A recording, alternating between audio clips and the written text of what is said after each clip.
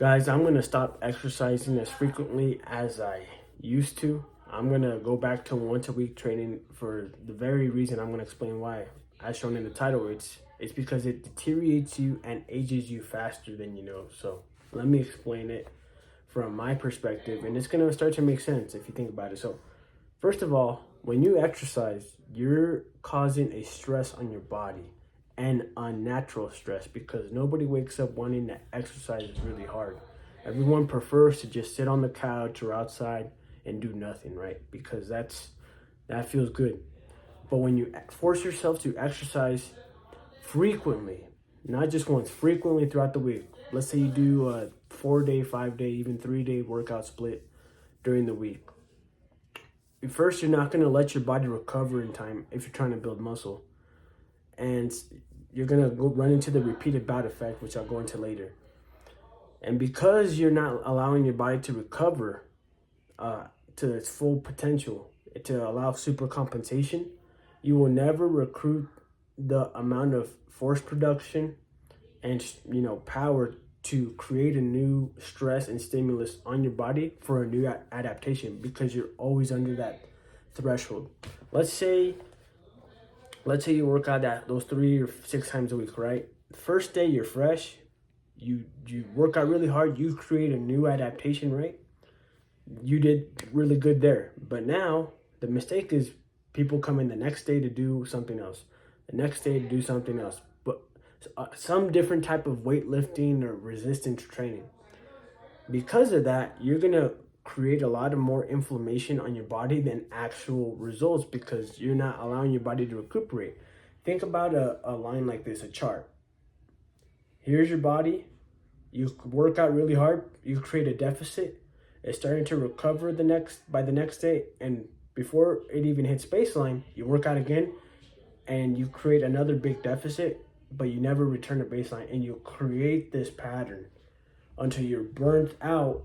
And when you're burnt out, you say you quit, you're not going to work out anymore. By the burnout, it actually allows you to rest enough days, let's say a week or 10 days, you return to baseline and super compensate. And then you're like, actually, I'm going to go back to the gym because I feel better. And you repeat that same cycle again and again. You burn out, destroy your body, inflammation, never allow it to recuperate. You're deteriorating your skin because you're in a deficit of recuperation. And I'm not sure what's that word, but you get the gist. You're always in this deficit and you're never allowing for homeostasis or supercompensation to occur. And this happens to endurance athletes, guys. If you're going to the gym like 3 days a week, 5, anything 3+ in my opinion, you are becoming an endurance athlete. You're not necessarily getting stronger. You're not progressing. You're just getting better at moving a certain thing more times at that same intensity, like a CrossFitter, right? They're an endurance athlete, muscular endurance. They're not the strongest, they're not the weakest, but they're like the elite of 80%, right? You don't want that. If you're trying to build new tissue, you want to look dense, you want to just be strong overall. You don't want to just be strong in a bench press or a pull up. You want to be strong overall. Then you have to destroy your tissue through eccentric training. A full body workout, it's going to last like an hour or two. Preferably you want to do 1 set, but maybe you do multiple sets to ensure that you destroy that tissue, cause muscle soreness, DOMS. You want to go really hard, create that damage, but then you rest at least a whole week, 10 days, maybe 2 weeks at max, but like at least a week. You allow a lot of recovery time. You sleep good. You eat a lot of animal meat, a lot of real food, protein from animals, meat. And then by the second time you work out again, your body hasn't adapted. It's got a new adaptation, but it hasn't adapted to the stress. It's not fit. But because it's not fit, you can create a new adaptation much easier. If you're always doing something frequently, your body adjusts to it and it adapts to it. But it's harder to get damage from that activity. Just think about it. If you do something so much, your body's going to become resilient and you're not going to get damaged from it. But the only way to grow is to create change. And that change in our body is through damage. There's no other way to make the body grow bigger and stronger unless you hurt it. And then it says to itself, man, I got hurt. I need to become bigger and stronger. And you can only do that if you prevent the body from adapting too much to the stress, right? And part of that is just the potential, not the potential, like the motor unit recruitment from each session of exercise. Because let's say you work out your biceps and you're able to recruit 100% of your force potential, right? And that allows you to create a new adaptation. And you do this on Monday, but then you do it again on a Thursday or even a Friday. A few days is good, but it's not enough really if you worked out right. You're still going to be sore most likely, or you're just barely getting over the soreness. So that means you're barely back at baseline. You haven't allowed supercompensation to happen. And instead of having 100% of your new strength, you're only able to recruit 80%. So when you try to go 100% again on that Friday, you haven't created you don't have the strength. The central nervous system hasn't recovered yet to give you the new strength, the new bigger and better strength for you. And because you don't have that strength, you cannot create a more harsh stimulus for your body. Therefore, you won't get a new adaptation. You're in this endless loop of where you go really hard, you think you're back at 100, but you're actually at a deficit. You try to go hard again to create a new stimulus. You fail. And because you fail, you don't get anything, and all you get is the negatives. The stress, the inflammation, the deterioration. Too much. Think about it like this too, like with your skin. Micro needling. The people who do that to rejuvenate their skin, produce more collagen, increase the collagen production. It's the same as exercising your muscles. Those professionals are only going to do that once. I would say once every 6 months, but it's not every week, because then you're going to destroy your face. It's periodically. You do it once, you get the benefits from it, and you let the body rest. And that's where the remaining benefits come in, where you have a new, improved looking, youthful face from all that rapid collagen production. It's the same with exercise, guys. If you want true, and think about it like this. This is going to make more sense. If you get a lot of microneedling, let's say every week, you're always red, you're always inflamed, you might look shiny, but it's really all that inflammation, and it's not the real result. You think by doing more, it's going to look better, but really you're just destroying your body and never allowing it to recover. Imagine all that microneedling every week. Boom, boom, boom, boom, boom, boom. Just tearing up your skin. Yeah, you get new cells, you get more collagen, but you never allow it to settle and give you the results. And that's the same thing with working out. If you've ever noticed, like where you're on a vacation, 7 days at least, and you don't do any weights, all you do is walk and eat, all of a sudden you get stronger. And by the time you come back on the 7th or 9th day at home to work out, you feel like Superman, you feel brand new, you hit a PR, and you're like, I haven't even worked out in a week. Well, it's because you accidentally did the correct procedure to build new muscle. And all of a sudden, when you come back from a vacation, you're like, did I just get bigger? Did I get stronger? You actually did. Because before that vacation, you were working out like a slave, right? Picking up everything, doing a bunch of reps. Not necessarily that doing a bunch of reps is bad, but you were doing too many reps back on every single day. And it doesn't even have to be the same exercise to, it doesn't have to be the same exercise to become adapted. If you work out every day in general, you're going to become adapted throughout your whole body for the most part. So before that vacation, like I was saying, you were creating so much stress, you were in a huge deficit, but that vacation allowed you to rest, super compensate by the 8th or 9th day when you're back at the gym after that vacation. So that next bout, your body's fresh, it's not used to the stresses of working out. So the repeated bout effect is gone. You work out again, you're able to recruit 100% of your force production of that new strength, and boom, you're sore again, but you successfully created a new adaptation. Let me give you a real life example. So I went snowboarding on last week on Sunday, yeah. And I've never snowboarded. At that point I hadn't hit legs in like 6 or 7 days almost. So my legs are about to be unadapted from leg training. They're about to forget the stress I put on them. They're just barely, at baseline, back to baseline from the training I did previously. So I did the snowboarding, and it was a lot of eccentric, load, because I'm constantly going down the hill at a high speed, a lot of force, and I'm constantly in a bent position where the muscle of the quads are stretched. So the hip flexors, the hamstrings are always, under tension. Everything is under tension at a stretched position, right? And that causes a lot of eccentric. That's a lot of eccentric, and eccentric causes damage to your muscles. So when I was done snowboarding, the very next day or the day after, I got really sore on my hip flexors, my quad, my hamstrings. A lot of parts were sore. And I successfully created a new adaptation, and I have not worked out my legs since that day. And I bet you by the time I hit legs again, like in about 6 days, because I don't like to work out legs. My body tells me when I want to work out legs, when I feel like powerful. And every time I work out legs and listen to my body that way, I hit a new PR. Guys, I was front squatting like 225 for reps the last time I did a hard squatting session, and it's been a few weeks, and I bet you I could do that and more, because every time I go, it's between long days of rest, like a week at least, because I allow the body to recuperate, regenerate, and not deteriorate it by doing that intense, stressful bout of exercise, right?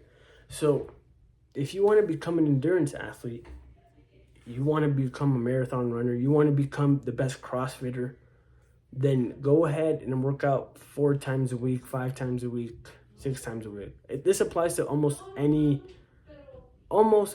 sport, because some sports are much more eccentric than others. Some are more concentric, so you can work out multiple days a week, because you're not going to destroy your muscles, because it's mostly concentric movement. You're always like in a tight position where you never allow the muscle to fully stretch and get damaged, right? Because this is where you're the weakest. This is where you're the strongest. If you're always using your muscle in the strongest position, you're never letting it expose to where it's more likely to, get destroyed, where it's fully stretched out. Like if you do, the exercises where you're always pulling or, pushing, that's concentric. Where it's getting stretched and you're doing all that, anytime your muscles are getting stretched, that's eccentric, right? So let me get back to the point. If you want to become really good at repetitive movements, become a world record holder or something like that, where you have to maintain a certain pace, a certain strength for the longest period of time to complete an objective in the fastest period of time, like a 400-meter sprint, a CrossFit Games, or an obstacle course. Maybe not an obstacle course, but I would put that in there. Or something where it falls under those guidelines, then sure, go ahead and work out like 5, maybe 6 times a week, so you can get the practice and the reps in. But you're not going to get bigger and stronger, because you're always in a deficit. You're always causing stress on your body. Maybe it gets fitter or better at recuperating back to baseline faster, but it's not going to super compensate. It's not, because you're not causing the sufficient stress to give it a new adaptation.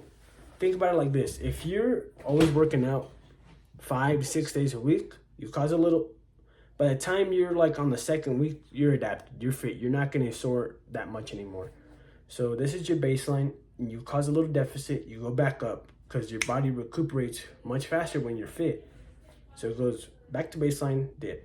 That's a workout. Back to baseline, dip, dip, dip. You're consistently like this. You might progress over the period of time upwards like that, because you become a better technique. You eat more calories a certain week. You do some other variable that allows you a slight improvements of performance, but you're always like this. safe. You're always fit, you're never out of shape, but you're never growing exponentially. You're always maintaining a level. That's an endurance athlete, guys, right? But if you want to take the risk, if you want to actually change your body composition to an extreme, then you have to cause a significant stress where it's not too light, but it's not going to break your bones and destroy all your cartilage. You just want to destroy the muscle. You want to cause a lot of micro tears. You want to cause a big enough stress, a huge deficit, but then give it super amount of days, a whole week, to come back from that deficit, build up back to baseline. But it's not going to stop there. It's going to go past your old baseline and achieve a new plateau. And that will be your new baseline, because the body's like, man, that stress was so bad. That exercise bout was so bad. I've never experienced it before. And we were only able to experience that extreme bout of exercise because the body was rested 100%. We were able to use 100% our force production, 100% of our energy. We weren't feeling tired from previous bouts because we were fresh and able to force this damage and this new stimulus. Well, we are gonna give the body a new baseline where it's stronger, fit, more powerful, more resilient to handle that same bout again. And if we experience that same bout again, then it's just a small dip and we'll be back to baseline, no problem. And if you want to continue to keep progressing, then you have to do this, what you did the first time with your new plateau. So now that we're here, you don't start working out more frequently and you don't do the same workout that you did before. You find a new way to challenge your body to destroy your muscle and the lengthened position, because this is the weakest part. The lengthened position on every muscle in your body, neck, this for the back, the hamstring when it's fully extended out, like when you're sprinting, when you're about to land the foot on the ground, that's when your hamstring is most likely to get injured. It's not when it's curled in, it's when it's stretched out. When your quad, when you're stretching it, when it's fully flexed, your quad, that's when it's most likely to get injured, right? All the stress positions, these are the positions where you're the weakest, but it's the area you're most likely to achieve new gains and produce a new stimulus and apply sufficient stress to get a new adaptation, right? That's why think about guys that do gymnastic rings, like the Lord of the Rings guy. He's always in a planche. Oh, his biceps are always stretched and handling so much stress. And coincidentally, those guys that do the rings have massive arms, massive biceps, arms in general, but biceps specifically, because the bicep is always under the most strain and it's in its weakest position. Therefore, it has to adapt in the greatest manner so you don't break your arm in half, so it doesn't snap like, right? That's why those gymnastic guys have the biggest freaking biceps. They're not doing curls like this, shortened. They're always stretched out and trying to curl, but in the stretched position. That's the difference. Michael? Ahí voy, cierra la puerta, voy a terminar mi video. We don't need to go. Oh, ya voy. 2 minutos. So back to what, as I was saying. So yeah, and also I'm injured. I have these crutches. So in order for my knee to recuperate and go back to 100%, I need to let it rest. I need to let it heal, let my body do its job and not distract it with other stresses that it has to recuperate from. So I'm just gonna do once a week workout once I'm no longer feeling sore. And that's for regenerative purposes, guys. There's a balance. You can find a balance. If you work out really hard, but infrequently, your body's gonna regenerate and it's not gonna deteriorate, because if you do it too frequently, then you never allow it to recuperate and you're gonna start deteriorating faster than you age. So it's a game. You can live a long life never doing exercise, but you won't get stronger in a sense. but you can get stronger and more fit, but you have to time it. That's the video.